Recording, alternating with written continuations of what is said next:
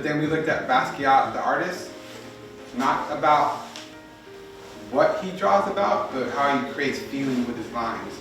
That was a challenge to the fellas. We looked at like quite a few of reference images of his, artwork to really gain some like inspiration, to create our artwork.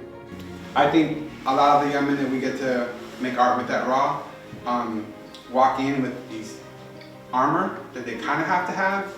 We want them to realize that they can take that off at some times and pull it out when they need to, but then there's variations of that armor, and art is one of those that allows them to find out who they want to be.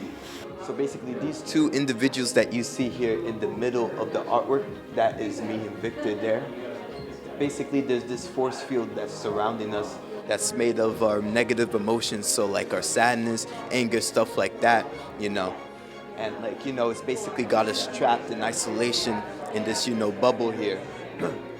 And basically these things you see around us, so like video games, sports, music, they're strong enough to like break down the bubble that we're in and, penetrate through, and enter and reach us, make us feel happy, excited, enthusiastic, stuff like that.